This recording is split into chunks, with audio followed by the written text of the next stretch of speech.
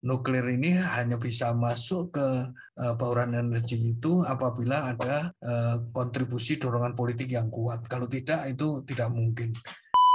Organisasi Nepio itu akan diberi kesempatan mulai tahun 2023 itu sudah harus mulai bekerja, tahun 2024 sudah mulai mempersiapkan fase 1 dari pembangunan PLTN itu. Nah, 2025 itu sudah harus mulai dibangun PLTN itu.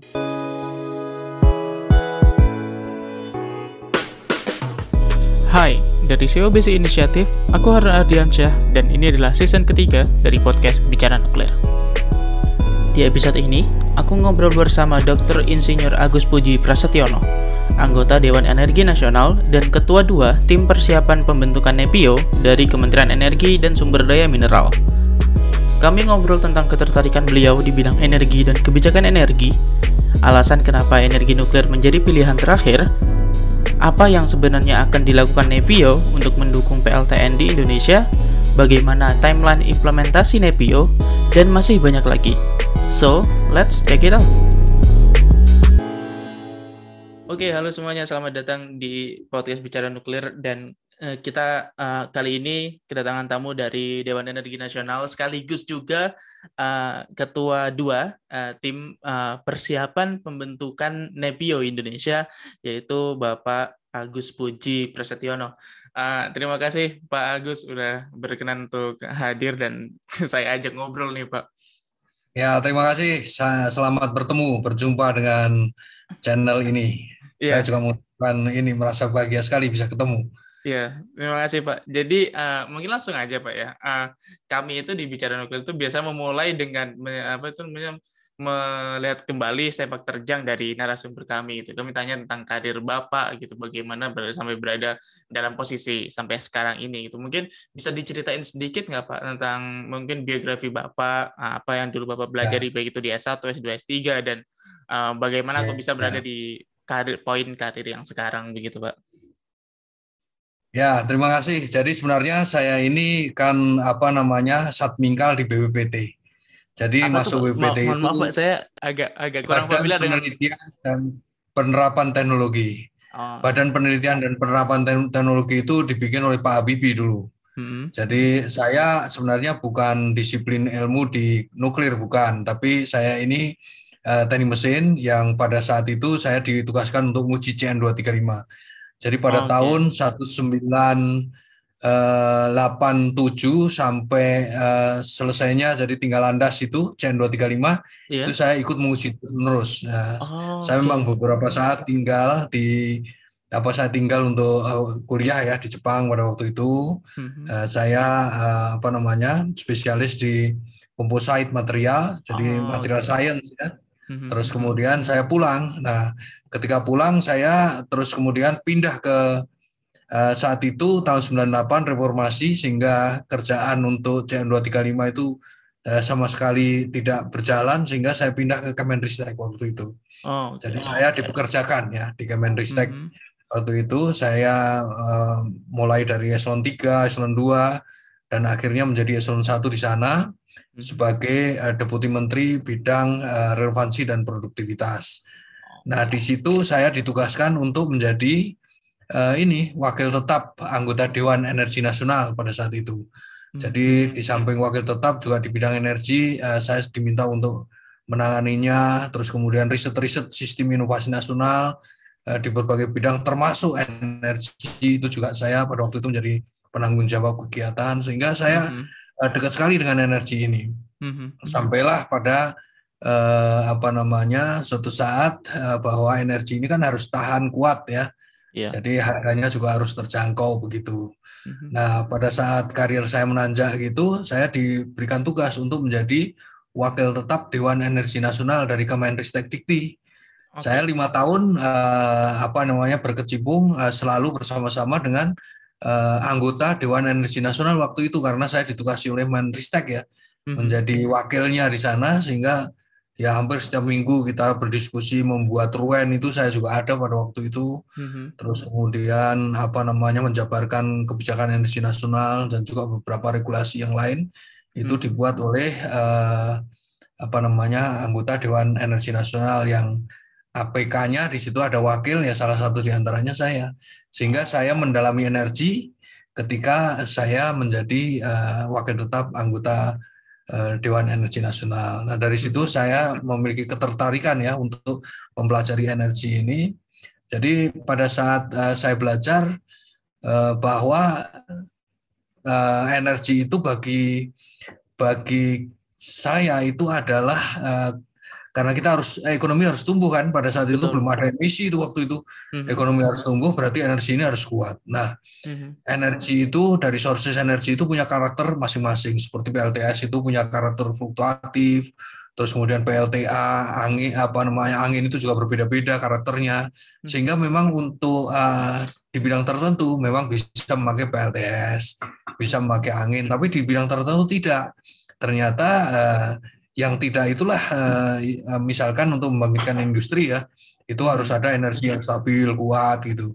Nah, kita pada saat itu berpikir, nah kalau itu yang terjadi, kenapa kita ini selalu ekspor sumber daya alam, tidak pernah kita itu konsumsinya energi meningkat. Nah, ini karena mungkin industri tidak tumbuh. Nah, kalau industri supaya tumbuh itu harus ada energi yang kuat kan. Nah, saat itu saya berpikir, kalau ada energi yang kuat, maka bisa menumbuhkan energi industri ya.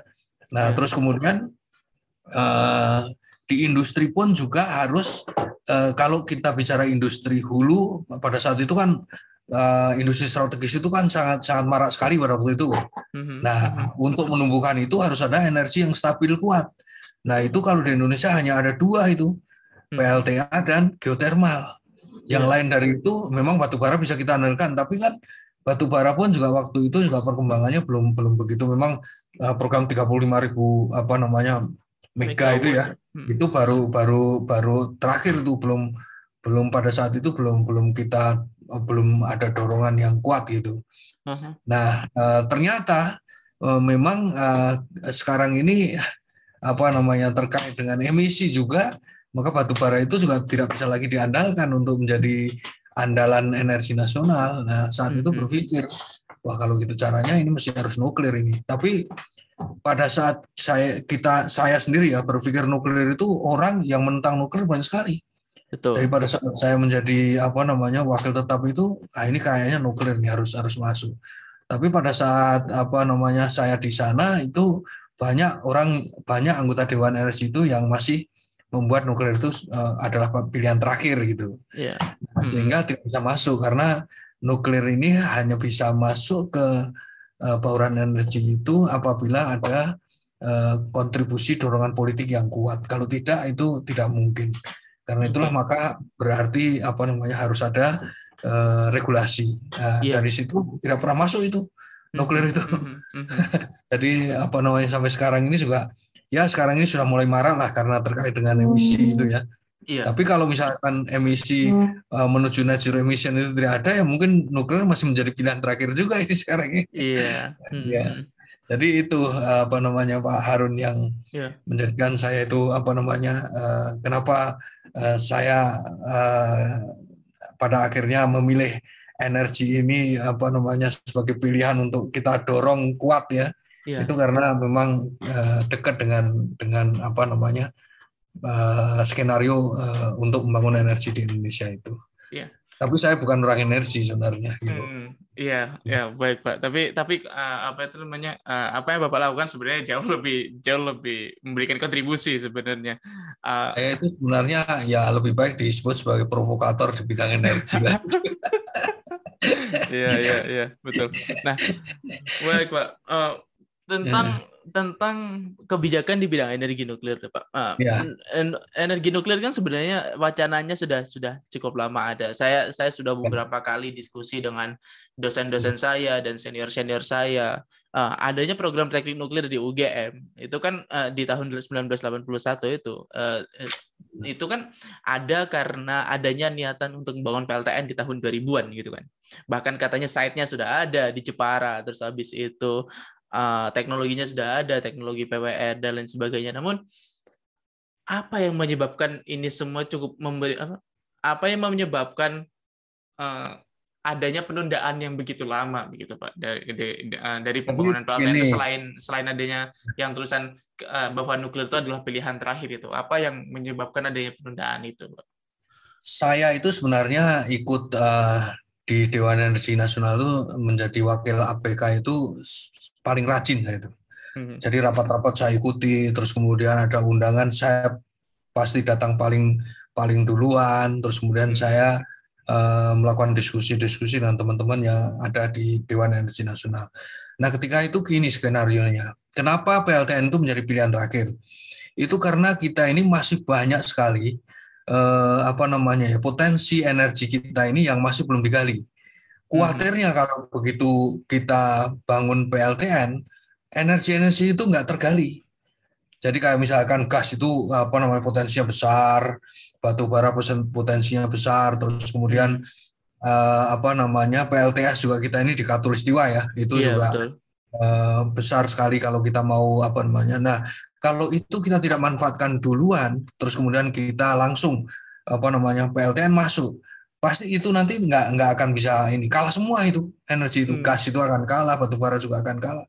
Karena begitu ada satu PLTN berdiri, katakanlah 1 gigawatt, itu kan berarti membuat sekian puluh pembangkit batu bara hilang bubar, kan, iya. Bubar kan. Nah itu dikhawatirkan seperti itu, dan juga gas juga nanti akan bubar, tidak bisa digali. Nah karena itulah maka pada saat itu berpikir wah kalau gitu ini menjadi pilihan terakhir karena kita masih memiliki sources alam potensi sumber daya energi kita ini sangat besar gitu, sehingga pilihan itu menjadi pilihan terakhir. Tetapi sebenarnya pilihan terakhir itu dikatakan tidak semua energi yang lain itu habis terus kemudian baru PLTN masuk, enggak. Kalau misalkan memang diperkirakan bahwa bauran energi itu sudah tidak akan bisa dicapai lagi dan hanya akan bisa dicapai dengan PLTN, ya PLTN harus dipromot supaya masuk. Ya, tapi orang berpikir bahwa kalau pilihan terakhir itu energinya habis semua baru PLTN masuk, sehingga kita ada blackout gitu ya, misalkan sekian tahun gitu, karena energinya habis baru PLTN. Enggak begitu. Sebenarnya saat ini pun sebenarnya ya, kalau kita melihat skenario pada saat saya menjadi APK wakil tetap APK APDEN itu pada waktu itu. Nah itu sebenarnya sekarang ini sudah masuk ke dalam pilihan terakhir itu sebenarnya. Itu pun juga harus melihat apa yang disebut sebagai multi kriteria.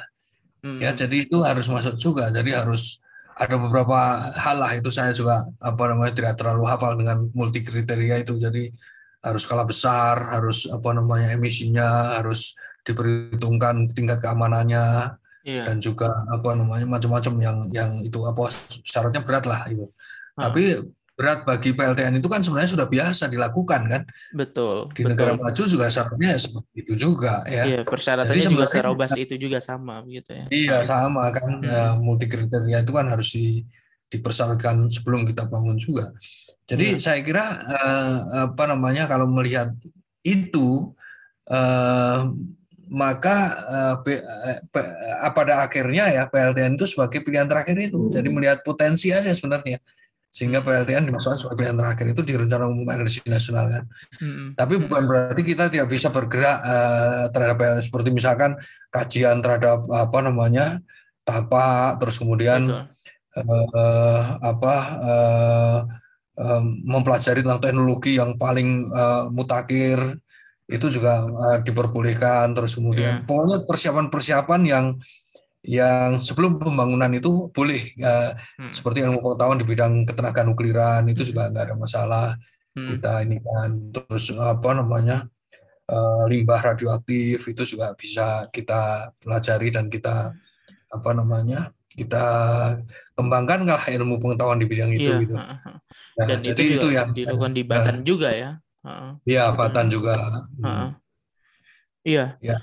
Menarik sekali alasannya Pak. Kalau misalnya itu adalah alasan kenapa menjadi pilihan terakhir adalah takut energi lain jadi tidak tergali. Menurut saya itu menjadi suatu excuse yang cukup cukup nggak masuk akal menurut saya. Tapi gimana ya? Maksudnya kayak bukankah kalau misalnya ada nuklir, oh berarti akan ada satu base load yang tetap gitu kan untuk mengganti batu bara. Terus kemudian kalau misalnya nih ada industri yang sekarang mungkin mau ada gitu kan, kayak sekarang semuanya kan serba digital, data 4.0 dan lain sebagainya kan, itu bisa disupport dengan renewable energy gitu. Bukankah harusnya visinya seperti itu? Tapi kok malah ketakutan tidak Masalahnya tergali begini, gitu.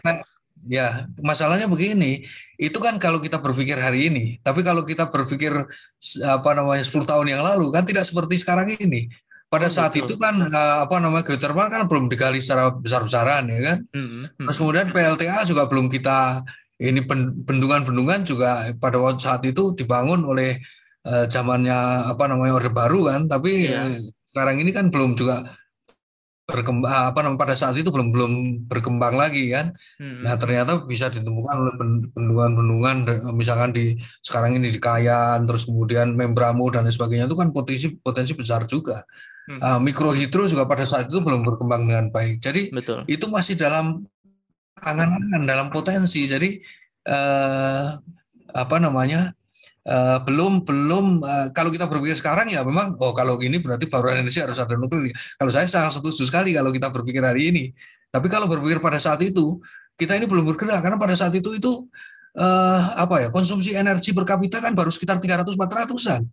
400 kWh 300 kWh per kapita per tahun. Iya, sangat kecil ya Sekarang memang ini itu. kan sudah menjadi 1.000, sehingga kan sudah Iya. sangat maju sekali sebenarnya kalau kita lihat. Sudah 3 kali lipat dibandingkan yang dulu.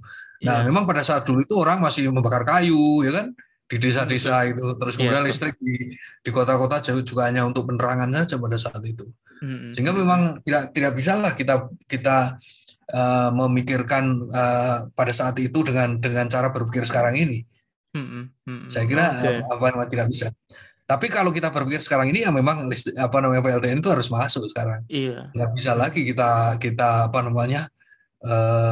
terlalu lama menunggu bahwa pilihan terakhir itu diartikan sebagai harus mati semua energi yang lain itu baru PLTN dibangun. Itu Iya. sudah nggak bisa lagi. Iya. Iya, saya Dan kira gitu. iya, dan karena alasan itu pula lah Nepio hadir kan Pak. Ya, ini salah satu alasan Ya, saya untuk mengundang Bapak kan karena Bapak kan ya, dari tim persiapan pembentukan Nepio gitu, dan Nepio kan saya sudah mendengar sebenarnya sudah masuk dalam agenda Dewan Energi Nasional, bahkan di Grand Strategi Energi Nasional yang dibikin Dan kan sudah ada tuh ya, untuk agar PLTN ada harus segera dibikin ya. Nepio begitu kan. Nah, kalau menurut Dewan Energi Nasional atau menurut Bapak mungkin bagaimana Nepio memegang peran dalam apa itu pembangunan PLTN di Indonesia, Pak? Seberapa penting sih Nepio itu, Pak, untuk membangun PLTN, Pak? Bagi negara yang memiliki asas, misalkan seperti kerajaan gitu ya, sistem ya negaranya kerajaan itu, jadi otoritas tertinggi itu pada kepala negaranya, itu saya kira tidak perlu Nepio, nggak ada masalah. Kita ini kan di Indonesia negara demokrasi, bahkan lebih demokratis daripada Amerika kalau saya lihat kan. Apa saja bisa masuk, teknologi apa saja bisa masuk. Jadi orang yang menentang dan orang yang setuju itu akan sama-sama banyaknya. Jadi seperti Nepio pun hadir di Indonesia itu juga banyak yang menentang, tapi juga banyak yang setuju. Karena itulah maka kalau misalkan kita ini negara kita ini negara kerajaan, tidak perlu Nepio nggak apa-apa, langsung diinstruksikan pimpinan tertinggi negara itu untuk bangun PLTN. Seperti misalkan di Uni Emirat Arab ya, itu kan bangun tapi kan tidak punya Nepio dia kan. Ya, Nepio aja Terus sekaligus kemudian perusahaannya itu sendiri gitu. Ya, kalau di Uni Emirat Arab.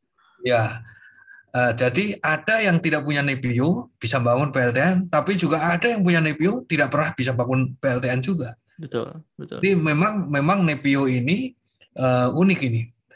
Jadi Nepio itu tidak satu-satunya bahwa PLTN itu bisa dibangun, itu tidak juga. Tapi di Indonesia yang negaranya yang skaternya sangat luas, jadi banyak suku, banyak ideologi, terus kemudian banyak juga kelompok-kelompok ya. Maka Nepio ini perlu, dan Nepio itu pun juga harus dibentuk dengan satu legalitas yang bisa dikatakan bahwa ini adalah legal. Jadi orang yang membentuk Nepio itu juga harus punya kekuatan hukum. Nggak bisa kelompok tertentu yang tiba-tiba misalkan himpunan masyarakat energi mana gitu yang membentuk NEPIO terus kemudian minta disahkan oleh Menteri SDM misalnya. Itu juga nggak. Saya kira kurang kuat kan. Nah karena itulah maka pertama kali Pak Menteri SDM ini membuat TPP NEPIO dulu. Nah masuk di dalamnya termasuk saya, Pak As itu juga masuk. Ya, jadi tim persiapan pembentukan NEPIO. Nah karena tim itu legal maka dia bisa membentuk NEPIO. Kalau timnya legal, berarti bisa membentuk NEPIO yang legal, sehingga NEPIO itu pun akan bisa bekerja untuk membangun PLTN yang legal juga, yang harus bisa diterima oleh semua orang, gitu. Iya. Lalu, jadi itu iya, prinsipnya seperti itu ya. Lalu kemudian untuk di dalam tim pembentukan NEPIO itu sendiri yang menjadi fokusnya sekarang itu apa, Pak? Soalnya kan ini bukan NEPIO-nya sendiri kan, tapi ini Bapak kan menyiapkan untuk membentuk NEPIO kan. Berarti fokusnya bagaimana membentuk strukturnya kah atau kayak gimana?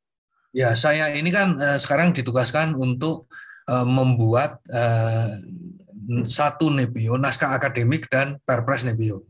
Jadi ya naskah akademik, perpres NEPIO. Nah, perpres NEPIO ini di dalamnya sudah ada pasal-pasal yang menentukan siapa tugasnya apa. Nah, itu sekarang ini lagi kita godok ini. Di dalam naskah akademik itu berisi tentang seberapa penting NEPIO itu dibentuk, terus kemudian kenapa kita membangun PLTN, kenapa kita membentuk NEPIO dulu sebelum kita membangun PLTN. Nah itu di naskah akademik itu dicantumkan.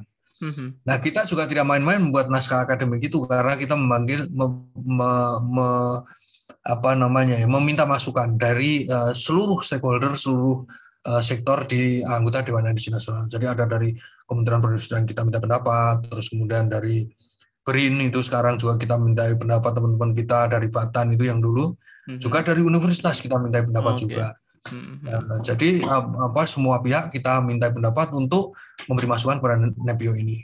Termasuk juga kita tidak merahasiakan juga naskah akademis tentang pembentukan NEPIO. Karena dari naskah akademis tersebut kan lahir perpres tentang NEPIO. Nah itu yang harus kita ingin semuanya legal gitu loh. Jadi memiliki kekuatan hukum. Jadi tidak bisa lagi bahwa NEPIO ini nggak legal, bisa nanti terus kemudian ada kekuatan yang lain yang membuat NEPIO ini menjadi mentah lagi gitu. Nah itu kita tidak ingin seperti itu. Jadi orangnya yang NEPIO harus ditetapkan dengan peraturan perundang-undangan, terus kemudian NEPIO-nya juga harus memiliki kekuatan yang tinggi juga. Nah kalau NEPIO itu memiliki dibentuk nanti, itu pasti akan memiliki kekuatan karena kekuatan yang tinggi. Karena apa? Karena yang membuat pun juga ada SK-nya, ya kan? Terus kemudian SK itu juga tidak sembarangan, itu digodok di Dewan Energi Nasional yang di dalamnya itu ada 8 menteri dan juga anggota pemangku kepentingan. Jadi sebenarnya kuat sebenarnya lahirnya sangat kuat. Terus kemudian nanti perpres lagi. Jadi perpres itu tidak dikarang oleh 1-2 orang, tapi dikarang oleh kelompok tertentu yang sangat komprehensif. Ya kan? Jadi saya rasa yang mudah-mudahan NEPIO ini bisa segera terbentuk, sehingga PLTN bisa dibangun. Kalau timeline-nya sendiri dari tim Bapak gimana Pak? Saya tahu kalau nggak salah kan Bapak ada masa akhirnya kan di tahun 2023 kan Pak ya. Itu tapi prosesnya sendiri kayak gimana? Jadi gini, kita percepat itu pembentukan NEPIO. Kita ini kan sudah menyusun draft naskah akademis NEPIO. Itu April kemarin sudah selesai penyusunan yang namanya draft 0 ya. Penyusunan rancangan perpres NEPIO juga sudah selesai. Terus kemudian mulai bulan akhir April sampai dengan sekitar Juni-Juli nanti, nah itu kita harapkan ada sidang anggota yang menyampaikan draft naskah akademis NEPIO dan juga rancangan perpres NEPIO. Itu nanti dalam sidang anggota Dewan Energi Nasional. Sidang anggota Dewan Energi Nasional itu dihadiri oleh sebagai pimpinan sidang itu Menteri SDM selaku ketua harian DEN dan juga anggota dari pemerintah dan anggota dari pemangku kepentingan. Kalau kita lihat anggota dari pemerintah itu adalah dari Menteri Keuangan, menterinya ya, Menteri Keuangan, kemudian Kepala Bappenas, Menteri Perhubungan, Menteri Perindustrian, Menteri Pertanian, Menteri apa namanya Mendikbud Ristek ya, Mendikbud Ristek, terus kemudian Kepala BRIN, garis miring Kepala BRIN, terus kemudian Menteri Lingkungan Hidup dan Kehutanan.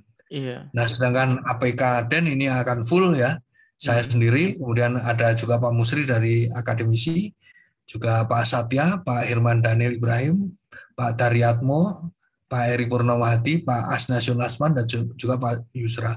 Itu nanti akan datang, ada 7 menteri dan ada 8 anggota dari pemangku kepentingan. Itu akan bersidang di sidang anggota untuk memutuskan tadi yang disebut sebagai rancangan Perpres dan naskah akademik tadi, ya.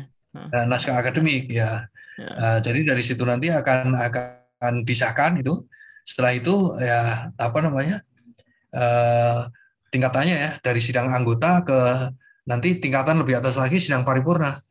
Itu nanti hanya dihadiri oleh para menteri anggota Den dan juga APK Den bersama dengan Pak Presiden sebagai Ketua Dewan Energi Nasional. Oke. Ya, jadi itu yang nanti akan bersidang.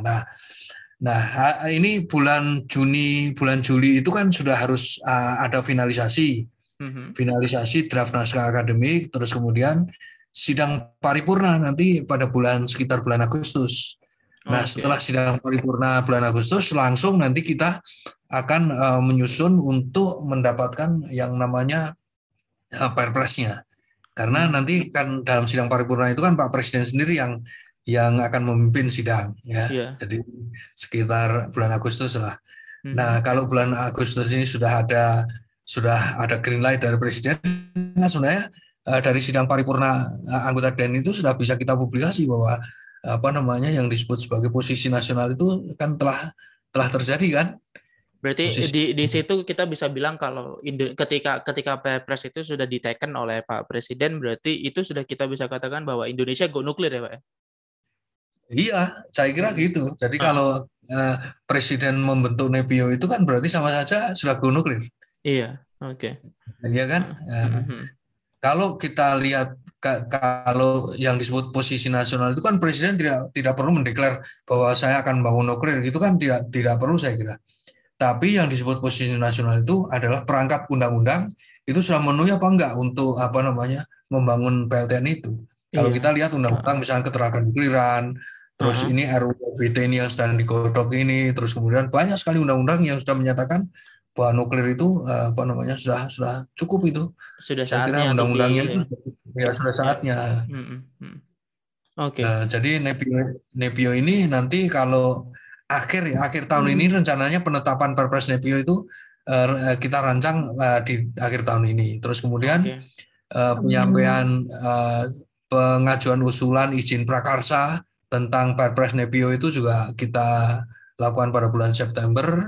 Terus kemudian rapat PAK itu antar kementerian ya, harmonisasi untuk NEPIO itu ya, sekitar 3 bulan itu Oktober November lah. Terus kemudian finalisasi Perpres itu ya sekitar November, akhir Desember itu NEPIO itu terbentuk. Sehingga NEPIO nanti akan diberi kesempatan sekitar organisasi NEPIO itu ya akan diberi kesempatan mulai tahun 2023 itu sudah harus mulai bekerja.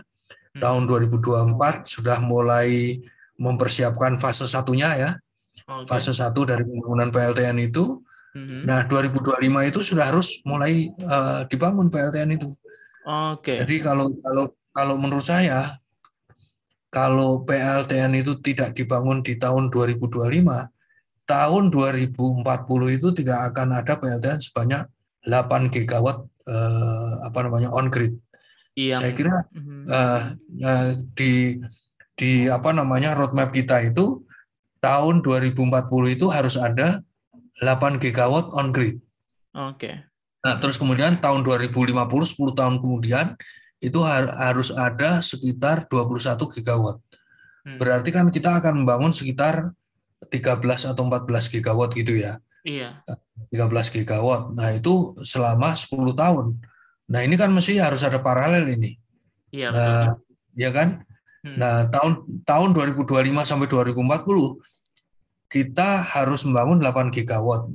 Kita kan sambil belajar membangun PLTN ini.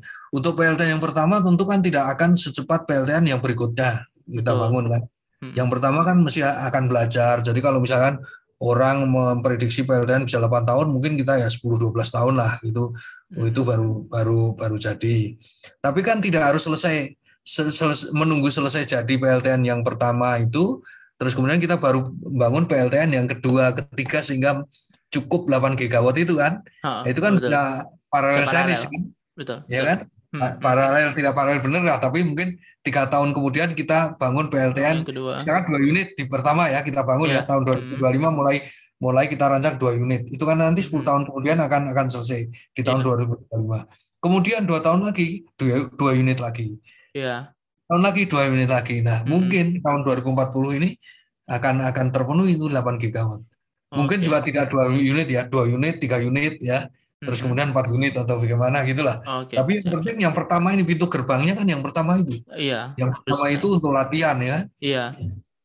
Untuk kalau latihan itu dibuka duluan baru tuh. Setelah itu dibuka duluan baru bisa semuanya bisa naik. Yang lain kan pasti akan cepat kan ya. Pasti akan cepat itu, dan soalnya itu juga yang terjadi di banyak negara begitu kan, seperti itu juga kan. Uni Emirat Arab, Korea juga sama. Dan diharapkan kan kita bisa kayak Korea nantinya. Korea itu kan bisa dalam waktu 50 tahun mereka bisa ekspor teknologi gitu. Saya berharap banget tuh kita bisa juga kayak gitu. Nah, nanti rencananya seperti itu. Jadi untuk PLTN pertama ini kita sambil belajar, tapi kita harus mencari yang proven teknologi dulu. Oke lah, misalkan PWR ya, pressurized water reactor itu yang kita pertama kali kita akan bangun. Misalkan yang generasi 3,5 ya. Nah itu kita bangun dulu itu. Pokoknya kita bangun sehingga jadi dan beroperasi. Terus kemudian mulai kita alih teknologi untuk PLTN yang misalkan itu 2 unit, maka ketiga, keempat itu kita bangun secara bersama-sama. Mungkin TKDN-nya mulai diperbanyak begitu ya. TKDN dari kita mulai diperbanyak. TKDN diperbanyak, terus tenaga ahli kita juga yang sebagai desainer dan lain sebagainya itu juga harus diperbanyak. Sehingga misalkan mungkin PLTN yang ke 5 itu sudah kita bisa bangun sendiri kalau kita punya modalnya kan. Iya betul. Kan? Jadi orang-orang seperti saya bisa pulang dengan tenang, Pak. Nah itu yang justru kita ini kan hanya masa transisi aja kita bekerjanya itu. Seperti saya ini juga akan mengawal PLTN sehingga terbangun gitu aja. Nanti sudah itu kan Pak Harun terus teman-teman yang ada di luar negeri itu kan bisa menangani ini sehingga betul-betul tahun 2010 itu net zero emission itu bisa akan terjadi gitu. Iya. Nah, baik Pak. Terus saya ingin mencoba masuk ke detail yang Nepio yang akan dibentuk nantinya ini, Pak.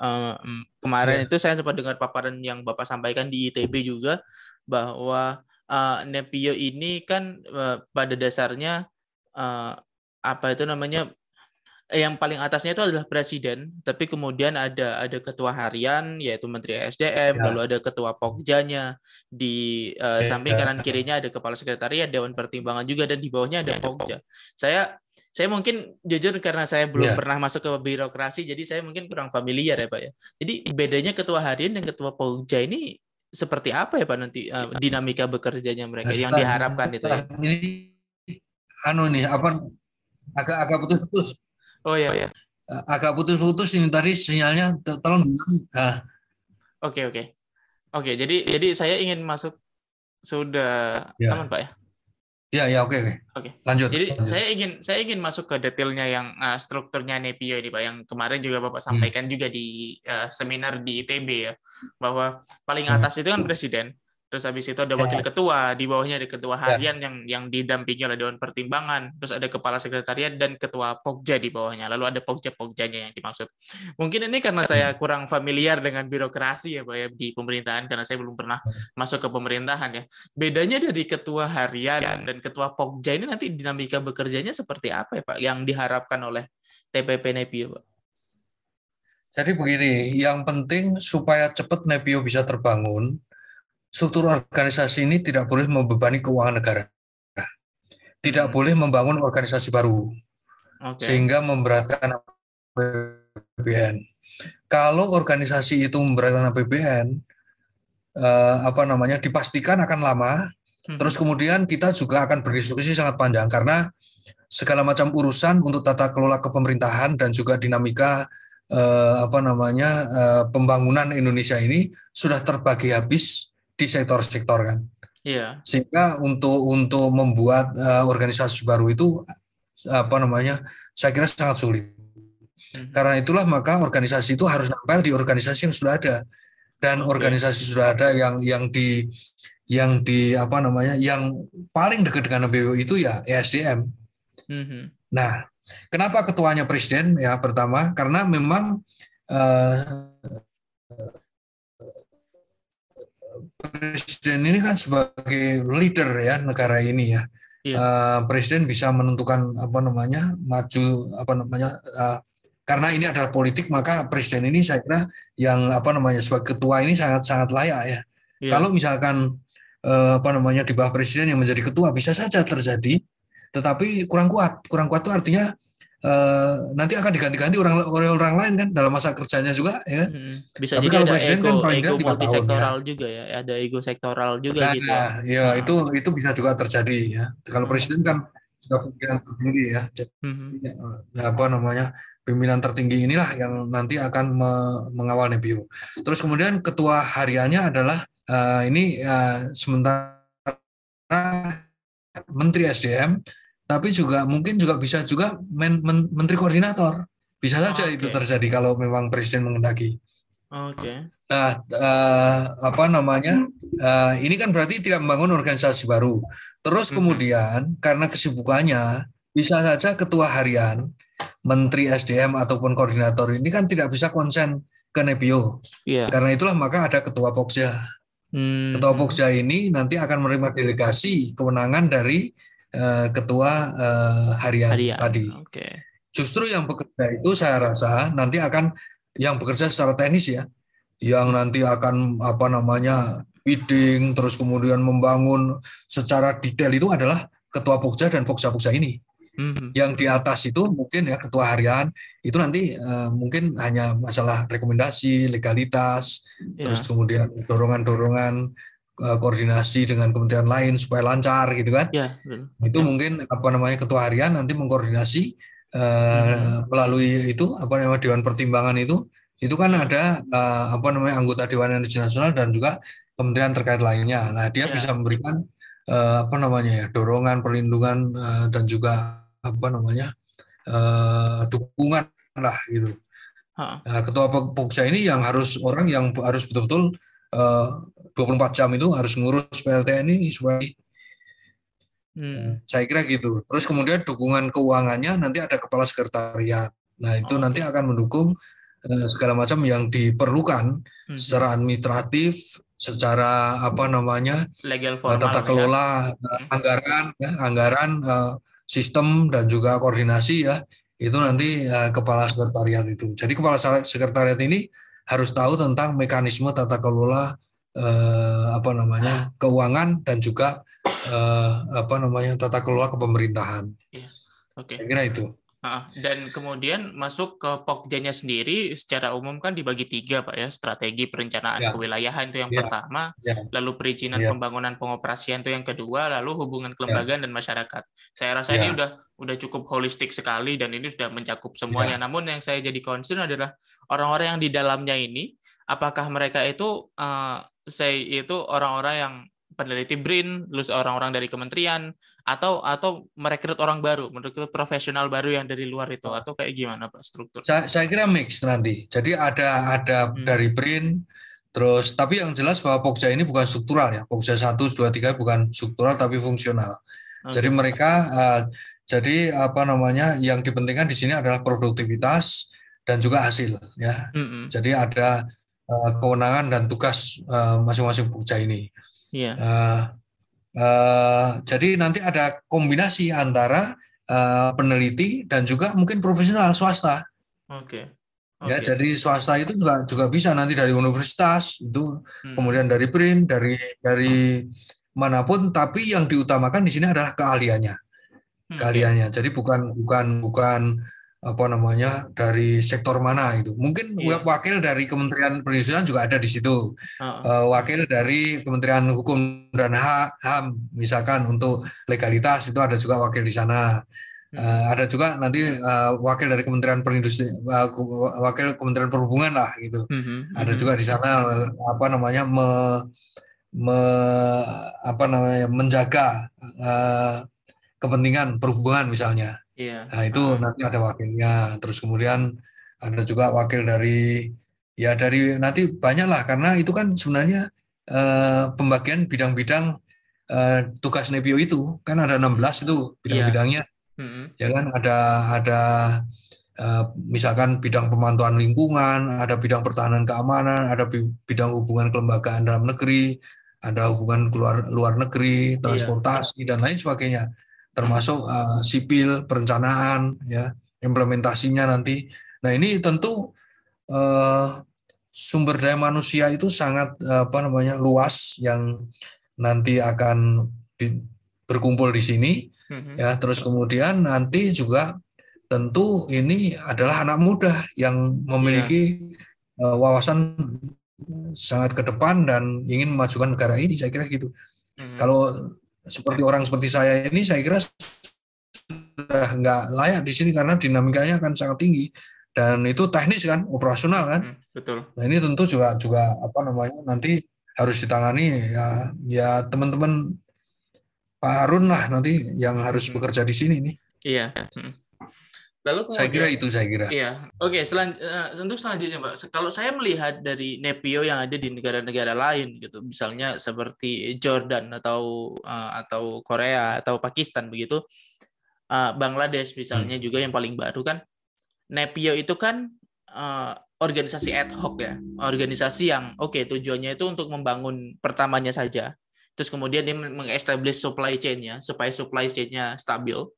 Lalu kemudian udah dilepas, Nepio-nya bubar begitu. Apakah hal yang sama akan terjadi di Indonesia atau nanti organisasi OPPEN ini yang program energi nuklir ini akan menjadi satu hal yang berkelanjutan gitu, misalnya seperti menjadi satu satuan khusus kayak SKK Migas gitu misalnya, atau seperti apa, Pak, visinya nantinya setelah PLTN pertama itu hadir gitu, Pak?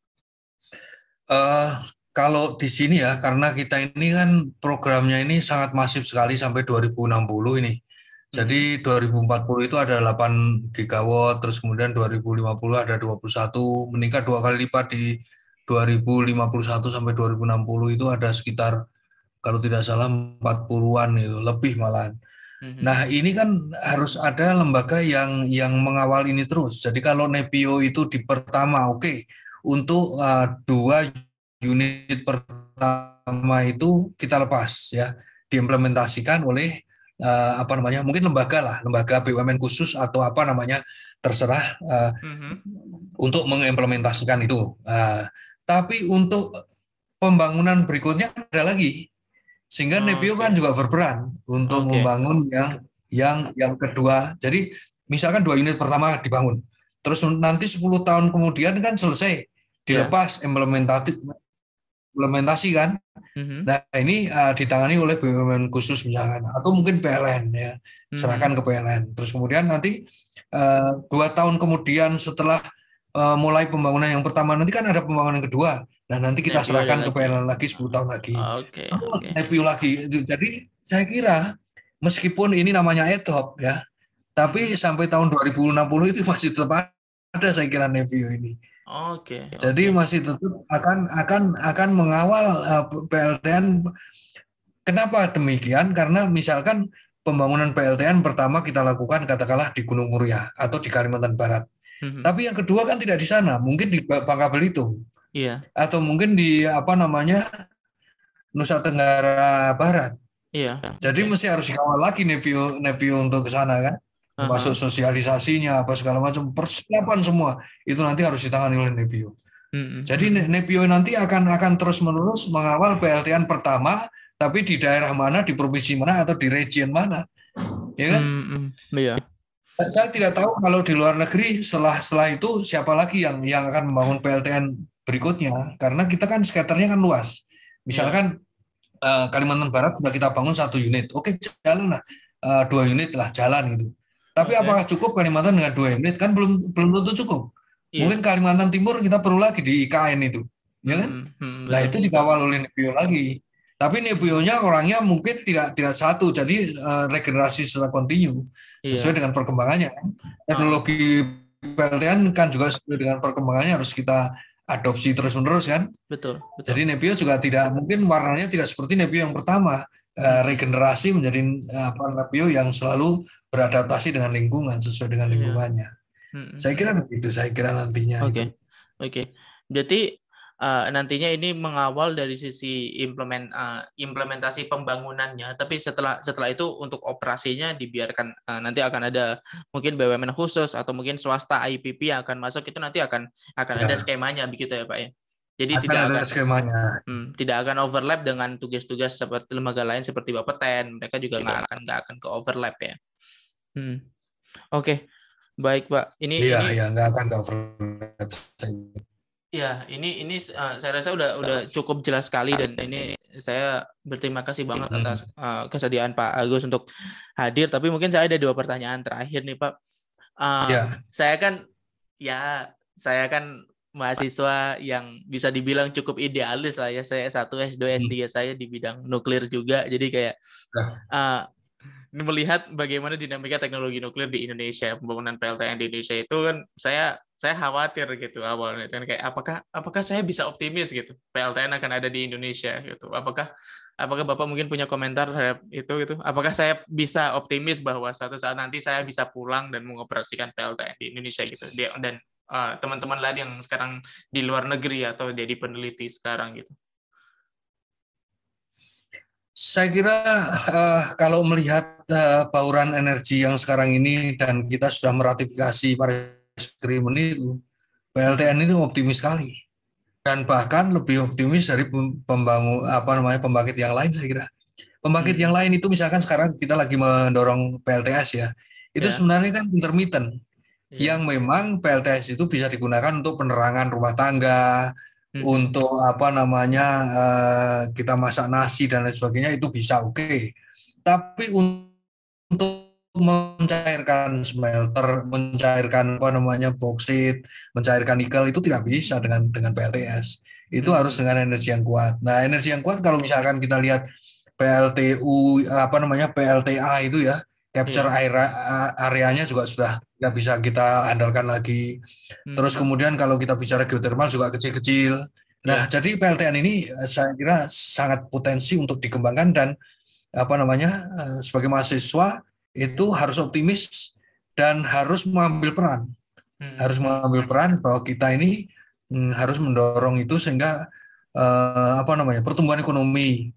Terus Gini rasio ini juga kita masih prihatin loh, Gini rasio. Kemiskinan ini masih di mana-mana. Rasio elektrifikasi itu kan sekedar hanya membagi-bagi solar home system. Kalau saya rasio elektrifikasi ya harus masuk PLN itu ke sana. Jaringan PLN harus masuk. Kemudian sumbernya ya harus sumber yang bersih. Ya itulah yang disebut potensi PLTN itu sangat-sangat ini sekali. Saya kira. Jadi supaya misalkan ya kalau kita ini untuk meningkatkan income per kapita ya, yang sekarang ini baru sekitar 4.000 US dollar per kapita per tahun, kita akan menuju di tahun 2035 itu 12.000. Kita harus lepas dari middle income trap.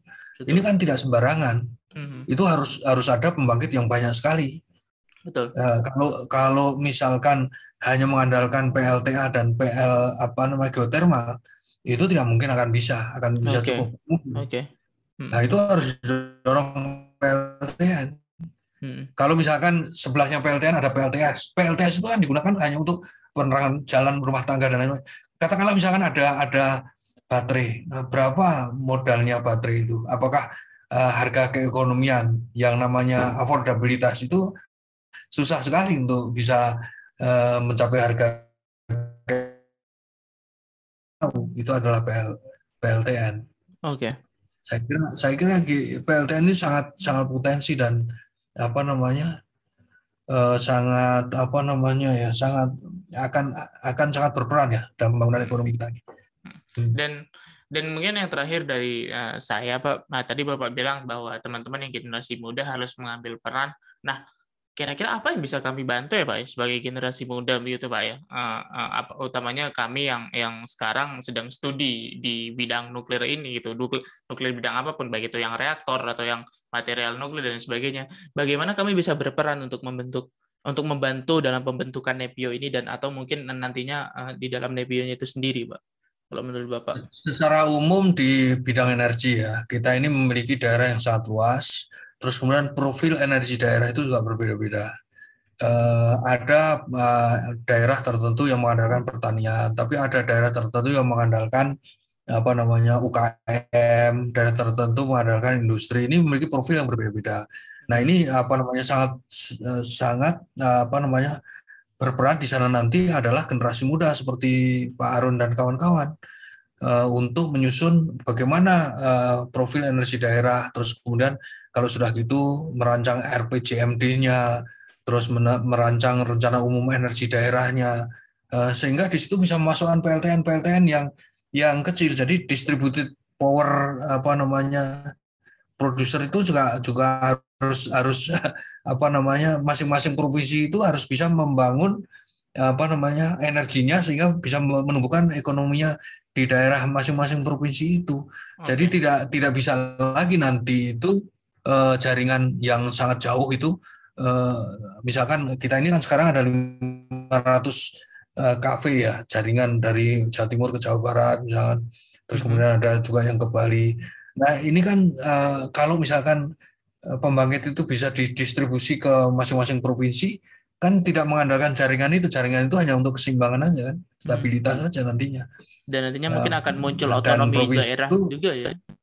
Iya, otonomi daerah di bidang misalkan energi, di bidang industri ya, sehingga mereka saling bersaing nanti. Betul. Kalau itu terjadi, maka saya yakin Indonesia bisa maju, bisa keluar dari middle income trap. Tapi kalau sekarang ekonominya tergantung dari Jakarta, pembangkitnya tergantung dari Jawa Timur, sementara transmisinya hanya 500 kV kali 2, ya kan? Iya. Bagaimana mungkin smelter yang membutuhkan energi listrik sebanyak misalkan 1 gigawatt itu, kan itu hanya bisa diserap oleh satu ya kan, itu kan sutet itu kan, yang 500 kV itu kan, nggak bisa kalau gitu, pasti harus ada pembangkitnya sendiri di masing-masing provinsi. Nah mungkin kan untuk bisa kita bangun di masing-masing provinsi itu. Iya. Dan memang sudah, saya rasa ada beberapa studi dari teman-teman yang generasi muda gitu, peneliti muda di Batan yang dan universitas juga yang bilang bahwa sebenarnya bisa kita punya PLTN yang skala kecil, yang small modular reaktor skala 300-400 megawatt ditaruh dalam satu provinsi dan cukup bisa untuk menerangi satu provinsi itu. Jadi mungkin sekali lagi saya ucapkan terima kasih banyak nih Pak Agus atas kesempatannya untuk ngobrol. Jadi saya tercerahkan banget tentang bagaimana NEPIO ini nantinya akan berjalan begitu ya. Ya semoga nantinya rencana-rencana yang sudah ditetapkan itu bisa berjalan lancar dan kami bisa membantu begitu kan. Dan untuk teman-teman yang mendengarkan, sampai jumpa di episode berikutnya. Bye bye.